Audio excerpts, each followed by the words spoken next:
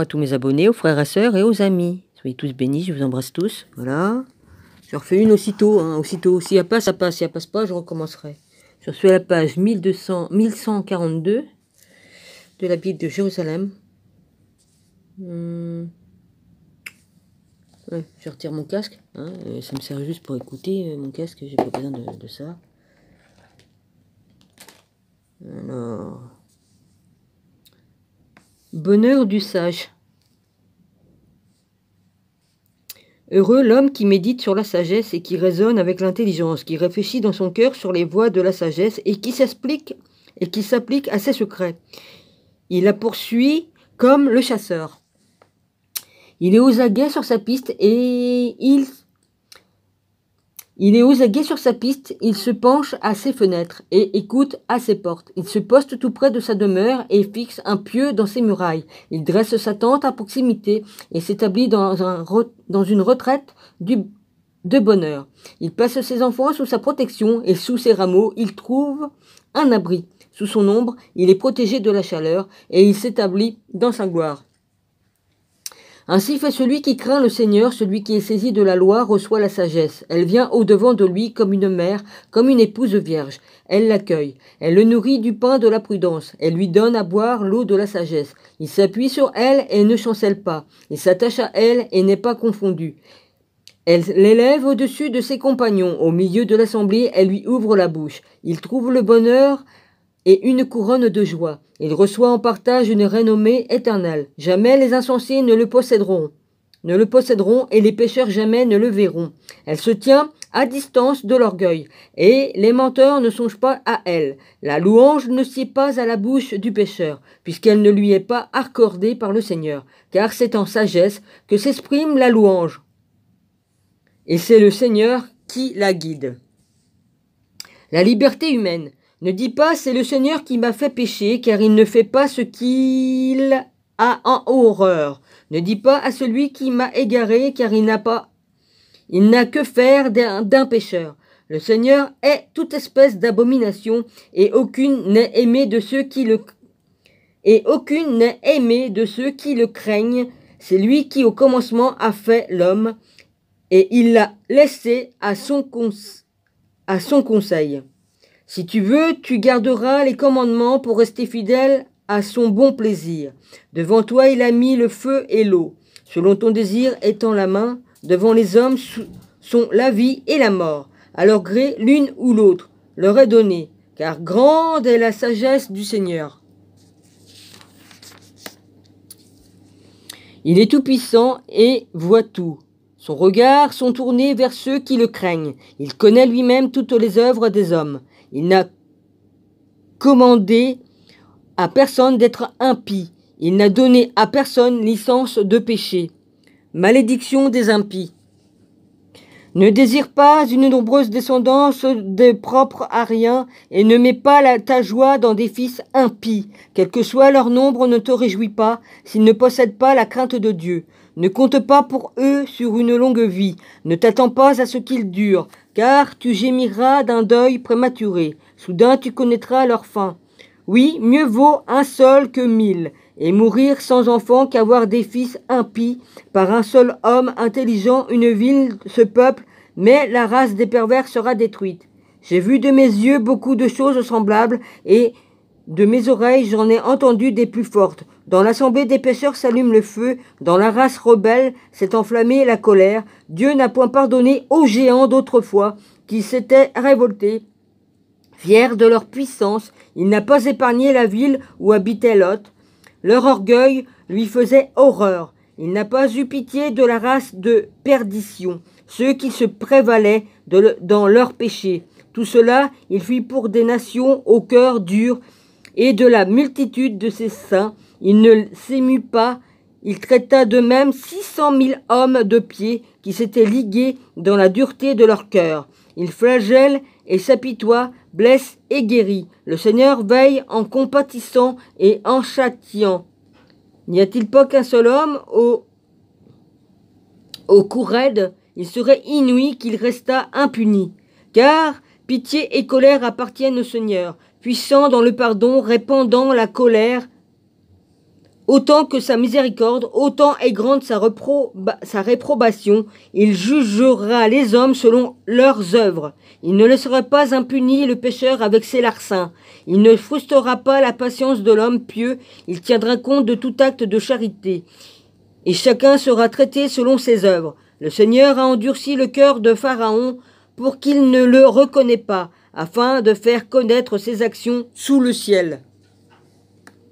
À toute la création, sa pitié se manifeste. Il a partagé sa lumière et son ombre entre les hommes. La rétribution est certaine. Ne dis pas « Je me cacherai pour échapper au Seigneur là-haut qui se souviendra de moi. Au milieu de la foule, je ne serai pas reconnu que suis-je dans la création immense. Voici le ciel le plus haut des cieux. L'abîme et la terre sont ébranlés lors de sa visite. Tout l'univers fut produit et existe par sa volonté. En même temps, les montagnes et les fondements de la terre tremblent sous son regard. Mais à tout cela, on ne réfléchit pas.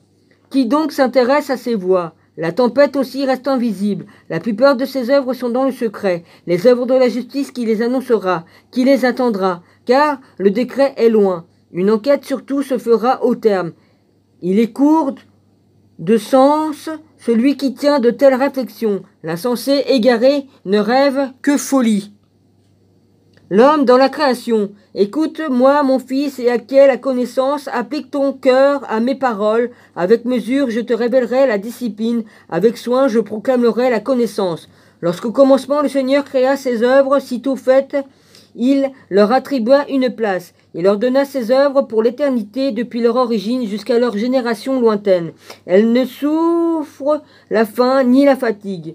Ils n'abandonnent donc jamais leurs tâches. Aucune n'a jamais heurté l'autre, et jamais elles ne désobéirent à sa parole. Ensuite le Seigneur jeta les yeux sur la terre. Mince. Et la remplit de ses biens. De toute espèce d'animaux, il en couvrit la face. Et il retourna sur la terre. Le Seigneur a tiré l'homme de la terre pour l'y envoyer ensuite. Il assigna aux hommes un nombre précis de jours et en temps déterminé. Il a remis à leur pouvoir ce qui est sur terre. Il les a revêtus de force comme lui-même. À son image, il les a créés. À toute chair, il a inspiré la crainte de l'homme.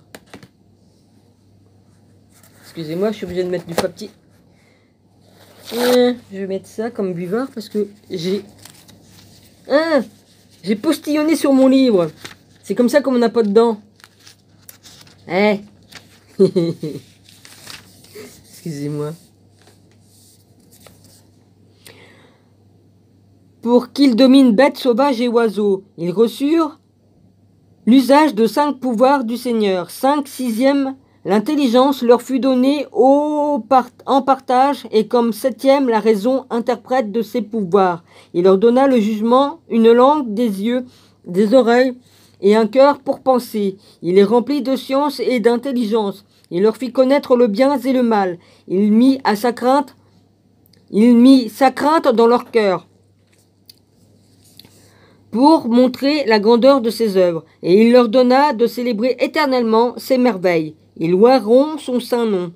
Ils loueront son saint nom, racontant la grandeur de ses œuvres. Il leur accorda encore la connaissance. Il les gratifia de la loi de la vie, pour qu'ils comprennent qu'ils sont mortels, eux qui existent à présent. Il a conclu avec eux une alliance éternelle. Il leur a fait connaître ses jugements.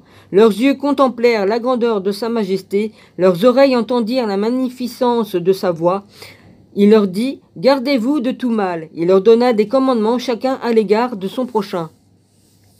Le juge divin, leur conduite est toujours devant lui, jamais cachée à ses regards. Dès la jeunesse, leur voie les mène au mal, et ils ne purent changer leur cœur de pierre en un cœur de chair. Car dans la répartition des peuples et de toute la terre, à chaque peuple, il préposa un prince. Mais Israël est la portion du Seigneur. Son premier-né qu'il nourrit de discipline, auquel il dispense la lumière de son amour sans l'abandonner. Toutes leurs actions sont devant lui comme le soleil. Ses regards sont assidus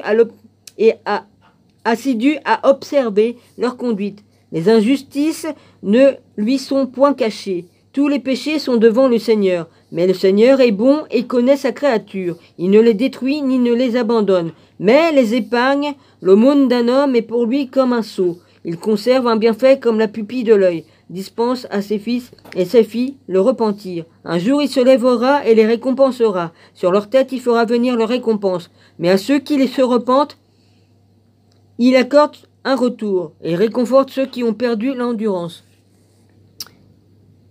Invitation à la pénitence.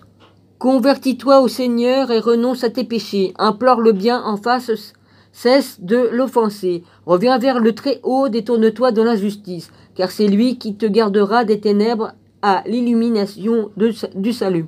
Et hais vigoureusement l'iniquité, car qui louera le Très-Haut dans le Sheol si les vivants ne lui rendent gloire. La louange est inconnue des morts comme de ceux qui ne sont pas. Celui qui a vie et santé glorifie le Seigneur. Quelle est grande la miséricorde du Seigneur, son indulgence pour ceux qui se tournent vers lui, car l'homme ne peut tout savoir, puisque le Fils d'homme n'est pas immortel. Quoi de plus lumineux que le soleil? Pourtant il disparaît. La chair et le sang ne peuvent nourrir que malice. C'est lui qui surveille les puissances en haut des cieux, et tous les hommes ne sont que terre et cendres.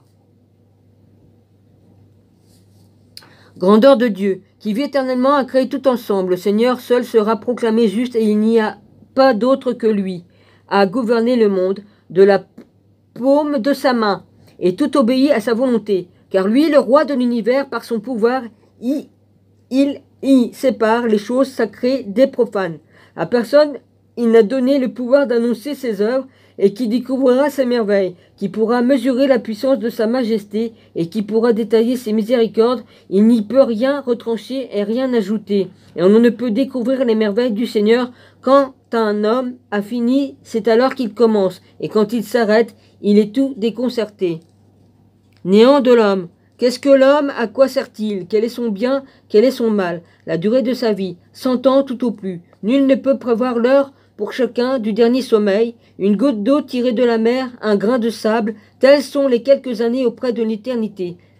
Auprès de l'éternité. C'est pourquoi le Seigneur use avec eux de patience et répand sur eux sa miséricorde. Il voit, il sait combien leur fin est misérable.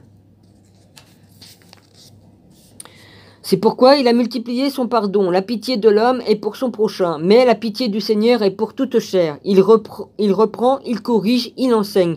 Il ramène tel le berger son troupeau. Il a pitié de ceux qui reçoivent la discipline, et ceux qui cherchent avec zèle ses jugements. Mon fils, n'assaisonne pas de blâme tes bienfaits, ni tous tes cadeaux de paroles chagrinent. La rosée ne calme-t-elle pas la chaleur? Ainsi la parole vaut mieux que le cadeau. Certes, une parole ne vaut-elle pas mieux qu'un riche présent, mais l'homme charitable unit les deux. L'insensé ne donne rien et fait affront, et le don de l'envieux brûle les yeux. Voilà. Réflexion, prévision. Avant de parler, instruis-toi. Avant d'être malade, soigne-toi. Avant de jugement, éprouve-toi. Au jour de ta visite, tu seras acquitté. Humilie-toi avant de tomber malade. Quand tu as péché, montre ton repenti. Que rien ne t'empêche d'accomplir un vœu en temps voulu. N'attends pas la mort pour te mettre en règle. Avant de faire un vœu, prépare-toi. Et ne sois pas comme un homme qui tente le Seigneur. Pense à la colère des derniers jours, à l'heure de la vengeance quand Dieu détourne sa face. Quand tu es dans l'abondance, songe à la disette, à la pauvreté et à la misère. Quand tu es riche, entre matin et soir, le temps change. Tout passe vite devant le Seigneur, et toute chose, le sage est sur ses gardes. Au jour du péché, il évite l'offense. Tout homme sensé reconnaît la sagesse à qui l'a trouvée. Il fait son compliment, des gens parlèrent intelligemment, et certains des sages, ils ont fait pleuvoir des maximes excellentes. Mieux vaut l'assurance et l'unique maître que de s'attacher d'un cœur mort à ses morts. Possession de soi-même, ne laissez entraîner tes passions et réfrène tes désirs. Si tu t'accordes la satisfaction de tes appétits, tu fais la risée de tes ennemis. Je reprendrai plus tard parce que je sais pas si elle va passer. Je reprendrai plus tard.